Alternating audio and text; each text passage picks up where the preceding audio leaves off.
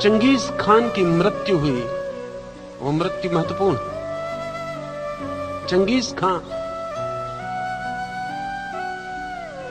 जैसा आदमी स्वभावतः मृत्यु से भयभीत हो जाएगा और अपनी मृत्यु न आए इसलिए उसने लाखों लोगों को मारा, लेकिन जितने लोगों को वो मारता गया उतना ही भयभीत होता गया कि अब कोई ना कोई उसे मार डालेगा। अपनी रक्षा के लिए उसने जितने लोगों की हत्या की उतने शत्रु पैदा कर लिए। रात वो सो नहीं सकता था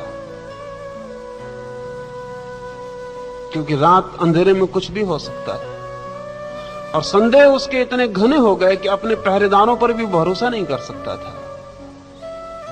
तो पहरेदारों पर पहरेदार और पहरेदारों पर पहरेदार, ऐसी उसने 7 परतें बना रखी। उसके तंबू के बाहर 7 घेरों में एक दूसरे पर पहरा देने वाले लोग थे, और जब किसी पहरेदार पे इतना भी भरोसा न किया जा सके और उसके ऊपर भी बंदूक रखे हुए दूसरा आदमी खड़ा हो और उस दूसरे आदमी पर भी तीसरा आदमी खड़ा हो, तो ये पहरेदार मित्र तो नहीं हो सकते। ये चंगेज खान को भी समझ में आता था, लेकिन तर्क जो करता है वो यही कि वो पहरेदारों की संख्या बढ़ाए चले जाता था कि अगर इतने से नहीं हो सकता तो और बढ़ा दो।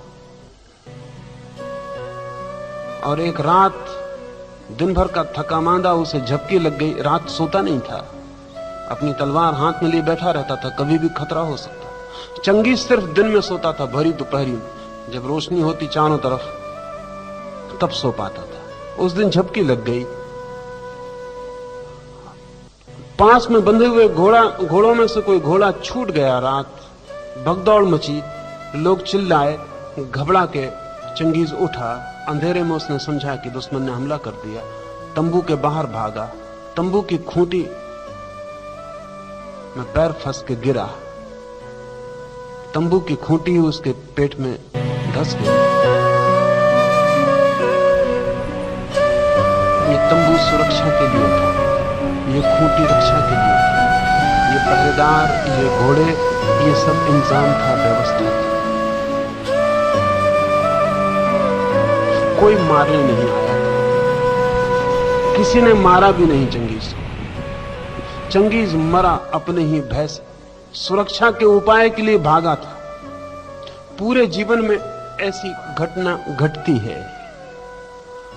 आदमी मकान बनाता है, फिर मकान पर पहरेदार बिठाने पड़ते हैं, धन इकट्ठा करता है, फिर धन की सुरक्षा करनी पड़ती है, और ये जाल बढ़ता चला जाता है। और ये बात ही भूल जाती है कि मैंने जिस आदमी के लिए ये सब इंतजाम किया था वो अब सिर्फ एक पहरेदार रह गया है और कुछ भी नहीं।